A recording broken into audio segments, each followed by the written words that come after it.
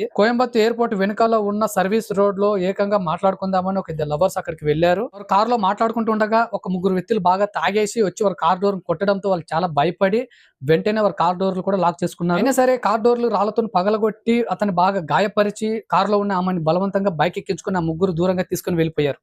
వెంటనే 100 కి డైల్ చేస్తే చెన్నైలో ఉన్న పిఎస్కి వెళ్ళింది. వాళ్ళు వెంటనే కోయంబత్తూరులో ఉన్న పిఎస్కి ఇన్ఫార్మ్ చేశారు.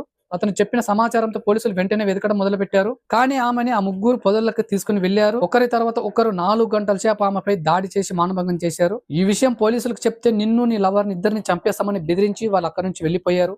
ఆమె ధైర్యం తెచ్చుకుని ఎక్కడి నుంచి అయితే ఆమెను తీసుకొని వచ్చారో ఆ కార్ దగ్గరకు ఆమె వెళ్ళింది. పోలీసు వాళ్ళు కూడా అక్కడే ఉన్నారు. పోలీసు వాళ్ళు వెంటనే వాళ్ళిద్దరిని హాస్పిటల్ కి తీసుకెళ్లారు. ఆమెకు మెడికల్ టెస్ట్ చేయించారు.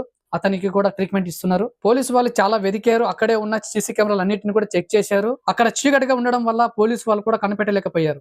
కానీ ఆమె ఇచ్చిన వివరాలతో వాళ్ళు ఆమెపై దాడి చేసినప్పుడు ఒకరి పేర్లు ఒకరు పిలుచుకున్నప్పుడు ఆమె వినింది. ఆ పేర్లో పోలీసు వాళ్ళు కూడా చెప్పింది. ఆమె చెప్పిన పేర్లు తీసుకుని వెంటనే 300 పోలీసులు 7 టీములుగా వెతకడం మొదలు పెట్టారు. ఆ చుట్టుపక్కల జరుగుతున్న బిల్డింగ్ కన్స్ట్రక్షన్స్ అన్నిటి దగ్గర వారి పేర్లు తీసుకుని పోలీసు వాళ్ళు కూడా అడిగారు. పేర్లు కూడా మ్యాచ్ అయ్యాయి. వాళ్ళ ముగ్గురు కూడా దొరికారు.